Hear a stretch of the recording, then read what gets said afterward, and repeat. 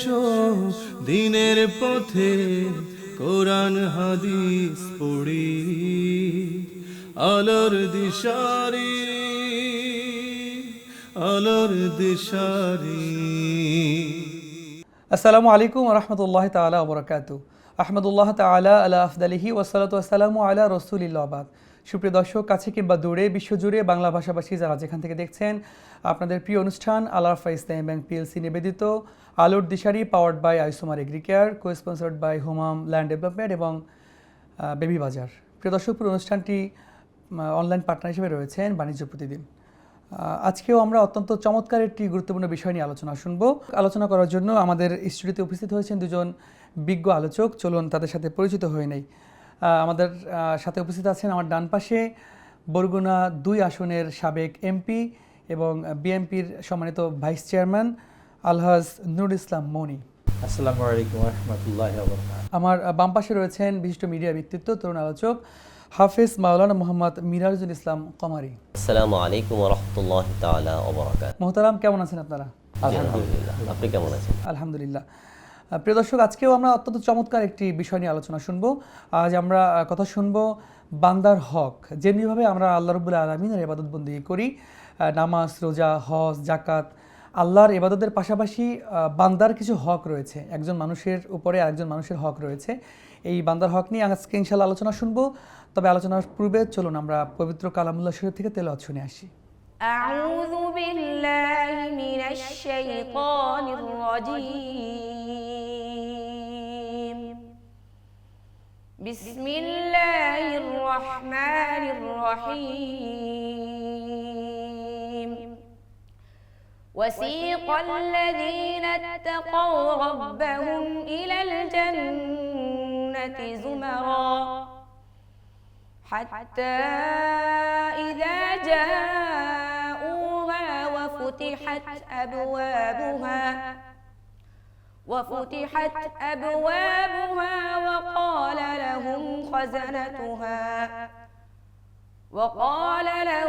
خزنتها سلام عليكم طبتم فادخلوها خالدين وقالوا الحمد لله الذي صدقنا وعده وأورثنا الأرض نتبوأ من الجنة حيث نشاء فنعم أجر العاملين وترى الملائكة حافين من حول العرش يسبحون بحمد ربهم وقضي بينهم بالحق وقيل الحمد لله رب العالمين صدق الله العلي العظيم. অত্যন্ত চমৎকার কণ্ঠে আমরা পবিত্র কোরআনুল কারীম থেকে তেলাওয়াত শুনলাম। আমরা এখন সরাসরি আলোচনায় চলে যাব। আলহাজ নুরুল ইসলাম মনি, আপনার কাছে জানতে চাইব, মানুষের প্রতি যে মানুষের হক রয়েছে, এই হক সম্পর্কে যদি আপনি বলতেন। হক সম্পর্কে তো আমাদের দেশে গণমানুষের কম বেশি জানা আছে। দুটি হক, একটা আল্লাহ তাআলার হক আর একটা মানুষের হক। তা আল্লাহ তাআলার হক তিনি মাফ করতে পারেন, কিন্তু মানুষের হক আল্লাহ তাআলা মাফ করবেন। মানুষের হক মানুষকেই মাফ করতে হবে, ক্ষমা করতে হবে। তা মানুষের হক আল্লাহ তাআলার কাছে অত্যন্ত বড় বিষয় এবং যিনি যে কোনো মানুষের জন্য এটা অত্যন্ত গুরুত্বপূর্ণ বিষয়। হক বলতে যেটা বোঝায়, এটা হলো হকের তো কোনো শেষ নেই। ধরুন, স্বামী স্ত্রীর হক, মা বাবার হক, সন্তানের হক, শ্রমিক কর্মচারীর হক, সরকারি কর্মকর্তা কর্মচারীদের হক, সরকারের হক, শাসক যারা তাদের হক, শাসিত যারা তাদের হক, মজলুমের হক, গণমানুষের হক, মানে হকের কোনো সময় শেষ নেই। প্রত্যেকটা বিষয় যদি আমরা আলোচনা করি ইন্ডিভিজুয়ালি, আমরা হক বলতে সাধারণত বুঝি আমাদের মধ্যে যেটা কমন ধারণা, যে কারোর কাছে যদি কেউ টাকা পাওনা থাকে তা সেইটাই বোধহয় তার মাপ চাই দিতে হবে তাকে। কিন্তু আমার যে কথার হক আছে, আমি যে দুর্ব্যবহার করেছি সেইটা কে মাফ করবে? সেটা তো একটা বিরাট দেনা। আমার যে আচরণের যে দেনা, সেটা একটা বড় দেনা। আমার ঋণের দেনা একটা বড় দেনা। তারপরে ধরুন আমার প্রতিবেশীর সাথে যে হক, আমি যদি পালন না করি, অনেক সূরার মধ্যে আছে আল্লাহ তাআলা নিয়ামতকে, প্রতিবেশীকে, একটা সূরা আছে যেটা প্রতিবেশীকে আপনি ছোটোখাটো জিনিস দিয়ে সাহায্য করেন না, সেটাও একটা বিষয় কিন্তু কোরআন শরীফের মধ্যে উল্লেখ করা আছে। আল্লাহ রাসূল বলেছেন যে তরকারি রান্না করার সময় একটু ঝোল বাড়িয়ে দেয়, হ্যাঁ। তারপর প্রতিবেশীকে ছোটোখাটো সাহায্য, আয়াতে আল্লাহ যে সূরার মধ্যে আছে না এরকম, যে প্রতিবেশীকে ছোটোখাটো গরিবে যারা দেয় না, যারা ঘাট ধাক্কা দেয়, মিসকিনকে যারা সাহায্য করে না, সূরা আদ-দুহার মধ্যেও আছে এরকম। কাজে এই সকল বিষয়টাই হক। প্রত্যেক মানুষ যদি জীবনে কখনো কোরআনকে ফলো করে এবং এই হকের কথা যদি ভাবে, তাহলে একটা মানুষ অপরাধ করার সুযোগই পায় না। যেমন একটা সরকারি কর্মকর্তা অফিসে যাওয়ার কথা 9টায়, গেলেন 10টায়, তিনি হক নষ্ট করলেন মানুষের। তিনি সরকারের টাকা তো আত্মসাৎ করলেনই, অপরাধ করলেন, হারাম খেলেন এবং মানুষের হক নষ্ট করলেন। ওই 1 ঘন্টায় যে মানুষকে সাহায্য করতে পারেন সেটা করলেন না। সরকারে বসে, সরকারে তো ওয়েলফেয়ার বলতে যেটা বোঝায় একটা দেশের কল্যাণ। আমি বলি, আমার একটু বাস্তব ঘটনা বলি, আমার মেয়ে, মানে আমার ভাইয়ের মেয়ে, ওর ক্যান্সার হয়েছে লন্ডনে। তা আমি সেখানে গিয়েছি, তার যে পরিমাণ বুক কেটে, এটা ভেনেকে মানে খুব সিরিয়াস অবস্থা। ওই ডক্টর আমাকে বললেন যে 10 লক্ষ ক্যান্সার রোগীর মধ্যে এরকম একজন, মানে সিরিয়াস একটা ব্যাপার। সেইটা চিকিৎসা করেছে এবং হসপিটালে থাকছে, হসপিটাল থেকে বাসায় আসছে, বাসায় আবার নার্স দিয়ে সাপোর্ট করা, বাসায় কী খাবে, কেমন করে খাবে, সকাল বিকেলে নার্স আসা, everything provided by the God. এর কোনোটাই শুধু আমরা ট্রামে গেছি আর ট্রামে আসছি, বা ট্রেনে গেছি ট্রেনে আসছি, এইটা খরচই আমাদের খরচ। ওইরকম একটা মানুষ যদি বাংলাদেশে বা এরকম ভারতবর্ষে কোনো একটা জায়গায় চিকিৎসা করতে হতো, সমগ্র ঘর বাড়ি, খাতা বাড়ি, জমি জমা সব বিক্রি করতে হতো। এটা তো একটা মানুষের জন্য একটা হক, মানে এইটা মানুষের সম্পদ, পাওয়ার কথা, মৌলিক অধিকারটা সরকার নিশ্চিত করেছে, আমাদের সরকার নিশ্চিত করে না।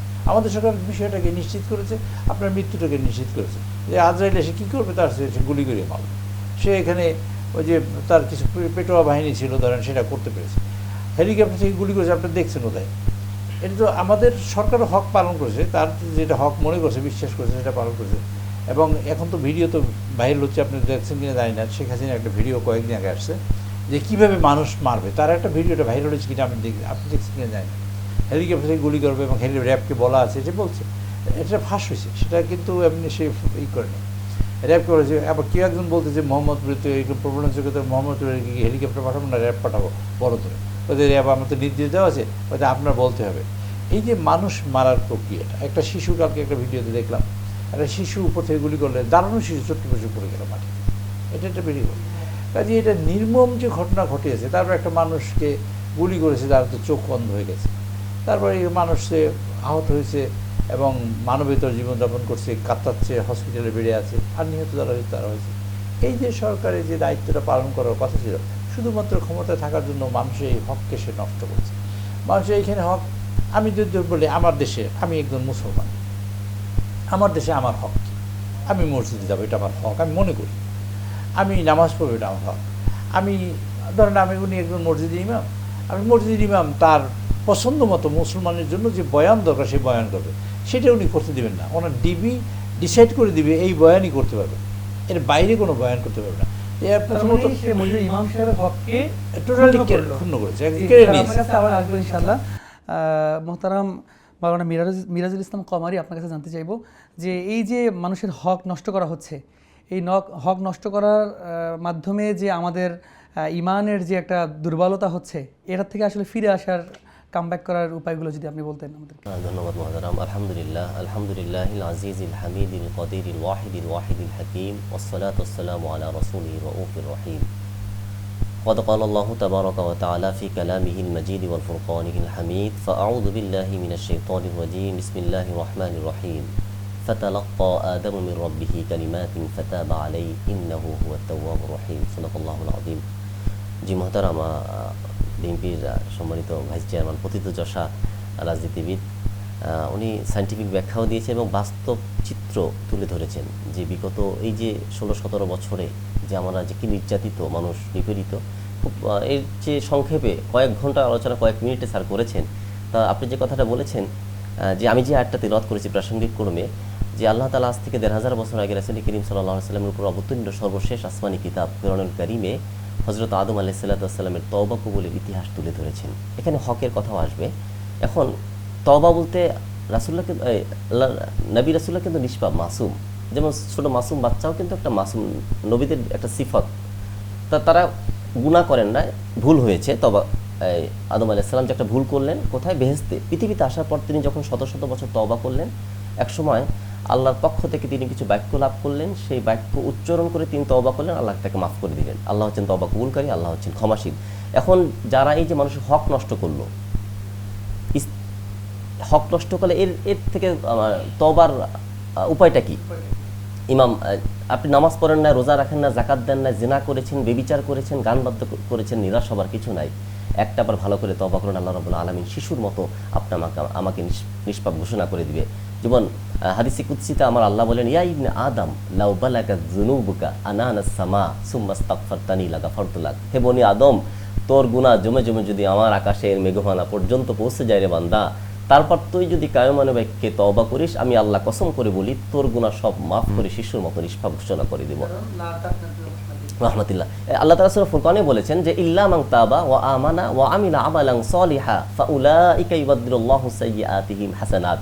আর যারা তওবা করলো, পরিপূর্ণ ঈমান আনলো, নেক কাজ করলো, আল্লাহ পাক বলেন ফাউলাইকা ইউবাদদিলুল্লাহু সাইয়্যাতিহিম হাসানাত, আল্লাহ তাদের গুনাহগুলোকে ধুয়ে মুছে সাফ করে দিবেন।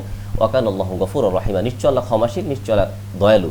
তবে এখানে একটা কথা আছে, এখন যদি ইমাম নবী রাহমাতুল্লাহ আলাইহি রিয়াদুস সালিহিনের মধ্যে লেখেন, ওয়া ইন কানাতিল মাসিয়াতু তাতাআল্লাকু বাইনাল্লাহি ওয়া বাইনাল আদামি ফালাহা সালাসতু শুরু, যে বান্দার গুনার দ্বারা যদি আল্লাহর হক নষ্ট হয়, আল্লাহর হক নষ্ট হয় নামাজ না পড়লে, রোজা না রাখলে, যাকাত না দিলে ইত্যাদি। এটা যদি বান্দার গুনার দ্বারা আল্লাহর হক নষ্ট হয়, সেই গুনাহ যত বড় হোক না কেন, তিনটা শর্ত পূরণ করে বান্দা যদি তওবা করে, আল্লাহ তাকে মাফ করে দিবেন। প্রথম শর্ত হচ্ছে আইয়ুলিয়া আনিল মাসিয়া, গুনার কাজ ছাড়তে হবে। আপনি মদও খাবেন, তওবা করবেন, তা হবে না। সুদও খাবেন, তওবা করবেন, তা হবে না। ঘুষও খাবেন, তওবা করবেন, তা হবে না। প্রথম শর্ত হচ্ছে গুনার কাজ আপনাকে ছাড়তে হবে। দ্বিতীয় শর্ত হচ্ছে অনুশোচনা, নাদামাত। অনুশোচনার আগুনে নিজের গুনাহকে দগ্ধ করে ছাই করে দিতে হবে। এবং আমি যে আয়াতের ব্যাখ্যা করেছি, ফাতালাক্কা আদম, আয়াতের ব্যাখ্যা ইমাম ফখরুদ্দিন রাজি তাফসিরুল কাবীরের ব্যাখ্যায় লেখেন যে বান্দা অনুশোচনা করলো কি করলো না, তার প্রমাণ কি? কোথাও যদি দেখা যায় ধোঁয়া উঠতেছে, অবশ্যই বুঝতে হবে নিচে কি আছে, আগুন আছে। আগুন না থাকলে ধোঁয়া উঠতে পারে না।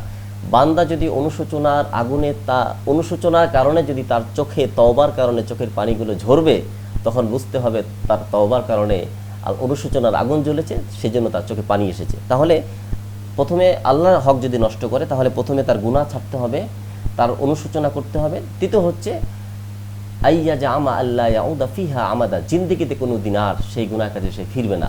আপনি নামাজ পড়েন না, রোজা রাখেন না, কোনো সমস্যা নাই, সারা জীবন নামাজ পড়েন নাই, ইমানের ক্ষেত্রে কোনো কনসিডারেশনকে আল্লাহ অ্যাকসেপ্ট করবেন না। আপনার যদি নামাজ কম হয়, রোজা কম হয়, জিকির কম হয়, আল্লাহ পাক রহিমুর রহমান ক্ষমা করে দিতে পারেন। কিন্তু যদি বান্দার হক নষ্ট করেন, আল্লাহ তাআলা ক্ষমা করবেন। এখানে একটু ভুল মানুষের, যেটা আল্লাহ ক্ষমা করতে পারবেন না, এই ধারণাটা রাখবেন না। আল্লাহ ক্ষমা করতে পারবেন, কিন্তু আল্লাহ আইন করেছেন, বিধান করেছেন যে আমি ক্ষমা করব না, এই জন্য আল্লাহ ক্ষমা করবেন। জি মোহতারাম, আবারও আসবো। প্রিয় দর্শক, সময় হয়েছে ছোট্ট একটি বিরতির পরে আবারও ফিরে আসবো। সে পর্যন্ত আমাদের সঙ্গেই থাকুন। আলোর দিশারি, আলোর দিশারি। বাংলাদেশের অন্যতম বীজ সরবরাহ কোম্পানি আইজুমার এগ্রিকেয়ার ইন্ডাস্ট্রিজ লিমিটেড পণ্যের গুণগত মান নিয়ন্ত্রণে আপসহীন, তাই তো কৃষকের আস্থার প্রতীক আইজুমার বীজ। কৃষকের হাসিতেই আমরা খুশি। আইজুমার বীজ মানেই সেরা বীজ। তাই দেরি না করে আপনার নিকটস্থ ডিলার ভাইদের সাথে আজই যোগাযোগ করুন এবং সেরা বীজ সংগ্রহ করুন। কৃষকের আস্থাই আমাদের শক্তি। আইজুমার এগ্রিকেয়ার ইন্ডাস্ট্রিজ লিমিটেড। ধামাকা অফার, এখন ডায়মন্ড পাচ্ছেন সুলভ মূল্যে 25% ছাড়ে। Diamond zone, Fortune shopping mall, level 2, shop নং 49, মালিবাগ, ঢাকা। আলোর দিশারি, আলোর দিশারি। প্রিয় দর্শক, বিরতির পরে আবারও স্বাগত জানাচ্ছি। আল রাফা ইসলামী ব্যাংক পিএলসি নিবেদিত আলোর দিশারি, powered by Isomar agricare, co-sponsored by হুমাম ল্যান্ড ডেভেলপমেন্ট এবং বেবি বাজার। আমরা শুনছিলাম বান্দার হক নিয়ে আলোচনা। আমরা চলে যাব পিএমপির সম্মানিত ভাইস চেয়ারম্যান আলহাজ নুরুল ইসলাম মনি ওনার কাছে। আপনি তো এলাকার জনপ্রতিনিধি ছিলেন বেশ দীর্ঘ বছর, তো জনপ্রতিনিধির কাছেও কিন্তু মানুষের হক রয়েছে। তো সেই ক্ষেত্রে সবচেয়ে বড় হক তো জনপ্রতিনিধির কাছে। যে এই বিষয়টা নিয়ে যদি বলতেন যে এই হকগুলো তো আসলে পরিপূর্ণভাবে আদায় হচ্ছে কিনা, না হলে তারা আসলে দায়বদ্ধতা কতটুকু তাদের? দুইটা বিষয়, একটা হলো যে আল্লাহর প্রতিনিধি হিসেবে এখানে আল্লাহ বললেন যে যারা জজিয়াতি করেন, বিচার বিভাগে আছেন, বিচার করেন, এরকম লোকের মানে তাদের হিসেবটা আগেই নেওয়া হবে। তারপরেই যারা আসেন তার হলো জনপ্রতিনিধিরা। তা আমাদের কী হিসেবটা নেবেন? আর হিসেব নেবেন ওই কাজ যে কাজের জন্য আমি মেনটেটেড ছিলাম, আমি যে রেসপন্সিবল ছিলাম যে আমি এই কাজটা করব, আমি করি নাই, সেই কাজের হিসেব তো আমাকে দিতে হবে। এটা মূল কথা। এখন ধরুন আমি ইলেকশন করতে গেলাম, আমি নির্বাচন করি, আমি নির্বাচন করার পরে দেখা গেলো আমি এমন অপরাধ করি তাতে পাপ জমা হয়, তাহলে তাতে ফলটা আমি নিজে, এটা আমার নিজস্ব রিয়েলাইজেশন, তাতে আমি মনে করি আপনি আমাকে ভোট দেওয়ার পরে আপনিও একইভাবে আক্রান্ত হলেন। আবার যদি ধরেন আমার যদি পুণ্য হয় তাহলে আপনি সেই পুণ্যের ভাগিদার হলেন, মানে সোয়াবের ভাগিদার হলেন।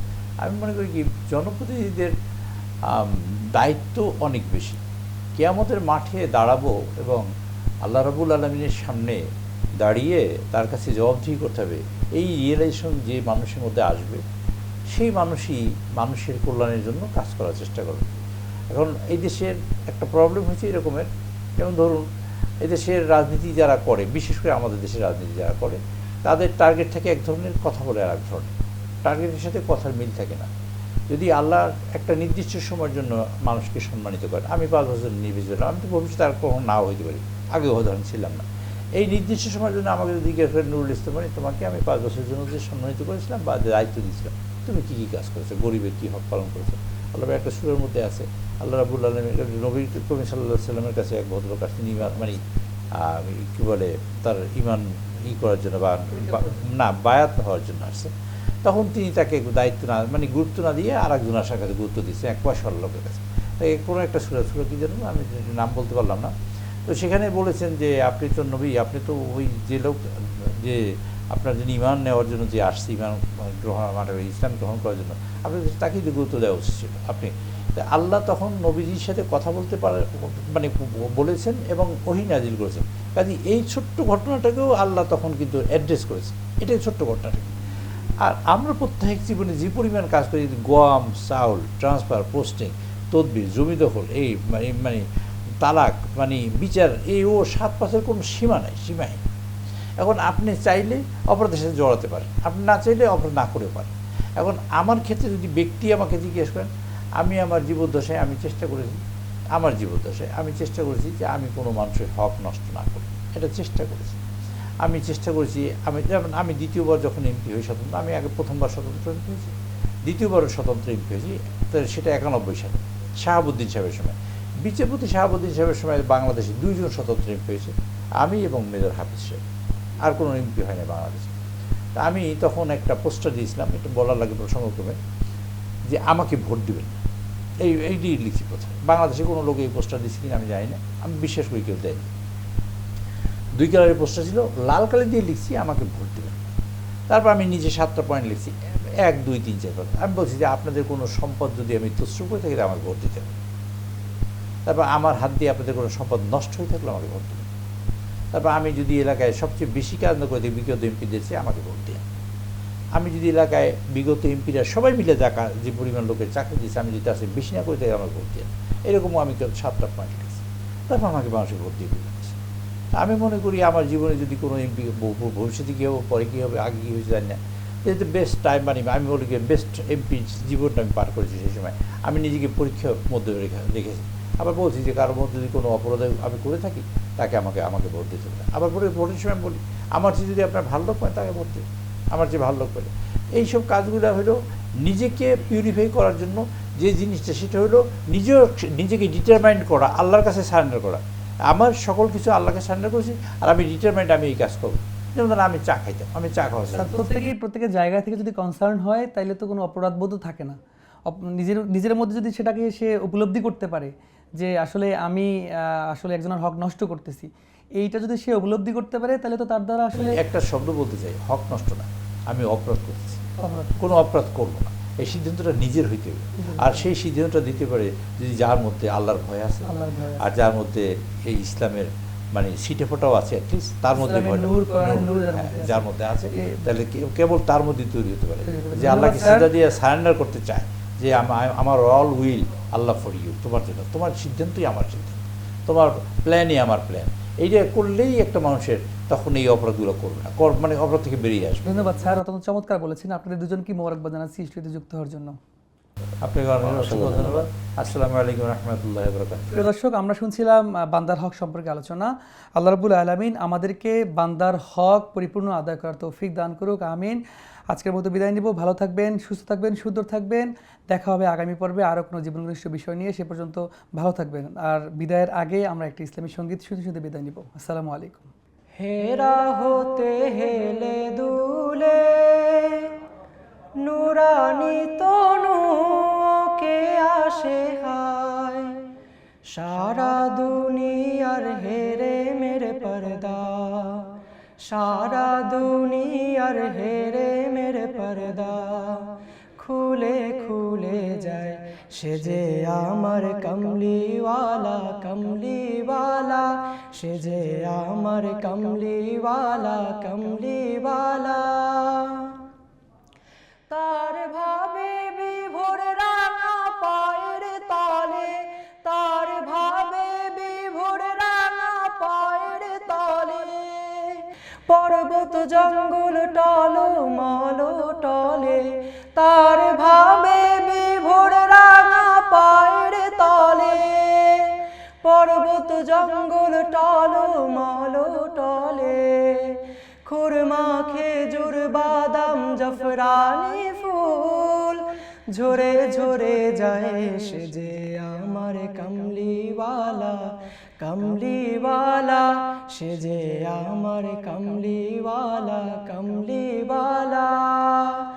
আসমানে মেঘে চলে ছায়া দিতে, পাহাড়ের আসু গলে ঝরনার পানিতে বিজলি চায় মালা হতে, পূর্ণিমা চাঁদ তার মুকুট হতে চায় সে যে আমার কমলিওয়ালা, কমলিওয়ালা সে যে আমার কমলিওয়ালা, কমলিওয়ালা। হেরা হতে হেলে দুলে নুরানি তনু কে আসে হায়, সারা দুনিয়ার হেরে মেরে পর্দা, সারা দুনিয়ার হেরে মেরে পর্দা খুলে খুলে যায় সে যে আমার কমলিওয়ালা, কমলিওয়ালা সে যে আমার কমলিওয়ালা, কমলিওয়ালা সে যে আমার কমলিওয়ালা, কমলিওয়ালা। আলোর দিশারি, আলোর দিশারি, আলোর দিশারি, আলোর দিশারি। বাংলাদেশের অন্যতম বীজ সরবরাহ কোম্পানি আইজুমার এগ্রিকেয়ার ইন্ডাস্ট্রিজ লিমিটেড বন্যের গুণগত মান নিয়ন্ত্রণে আপোষহীন, তাই তো কৃষকের আস্থার প্রতীক আইজুমার বীজ। কৃষকের হাসিতেই আমরা খুশি। আইজুমার বীজ মানেই সেরা বীজ। তাই দেরি না করে আপনার নিকটস্থ ডিলার ভাইদের সাথে আজই যোগাযোগ করুন এবং সেরা বীজ সংগ্রহ করুন। কৃষকের আস্থাই আমাদের শক্তি। আইজুমার এগ্রিকেয়ার ইন্ডাস্ট্রিজ লিমিটেড। ধামাকা অফার, এখন ডায়মন্ড পাচ্ছেন সুলভ মূল্যে 25% ছাড়ে। Diamond zone, Fortune shopping mall, level 2, shop নং 49, মালিবাগ, ঢাকা।